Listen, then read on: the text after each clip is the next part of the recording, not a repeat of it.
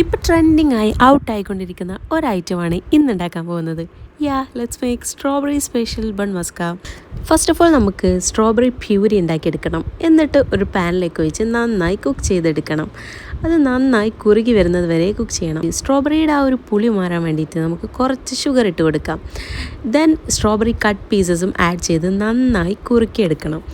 എന്നിട്ട് നമുക്ക് bun Musca filling ആണ് ഉണ്ടാക്കിയെടുക്കേണ്ടത്. അതിനുവേണ്ടി ബട്ടറും കണ്ടൻസ്ഡ് മിൽക്കും നന്നായിട്ട് വിസ്ക് ചെയ്തെടുക്കുക. വാനില എസൻസും ആഡ് ചെയ്യാം കേട്ടോ, പക്ഷെ ഞാൻ മറന്നുപോയി. നല്ലൊരു ക്രീമി ടെക്സ്ചറിലാക്കി എടുക്കണം. പിന്നെ അതിലേക്ക് സ്ട്രോബെറി മിക്സ്, നമ്മൾ ഓൾറെഡി ഉണ്ടാക്കി വെച്ച സ്ട്രോബെറി മിക്സ് ആഡ് ചെയ്യാം. നല്ലപോലെ മിക്സ് ചെയ്തിട്ട് എടുക്കണം. ഈ ഒരു കൺസിസ്റ്റൻസിയിലാണ് ക്രീം വരേണ്ടത്. ദെൻ നമ്മുടെ ബൺ മസ്കയുടെ മെയിൻ താരം ബൺ എടുക്കുക, 2 പീസസ് ആക്കിയിട്ട് എടുക്കുക.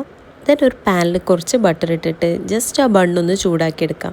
ബണ്ണിൻ്റെ ഉള്ളിലെ ആ സൈഡാണ് ചൂടാക്കിയെടുക്കേണ്ടത്.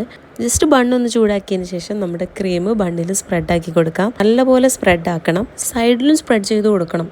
അപ്പേ ബൺ മസ്ക ആവും. പിന്നെ വേണമെങ്കിൽ ഗാർണിഷിങ്ങിന് വേണ്ടിയിട്ട് സ്ട്രോബെറി ഒന്ന് കട്ട് ചെയ്ത് മേലെ വെച്ച് കൊടുക്കാം.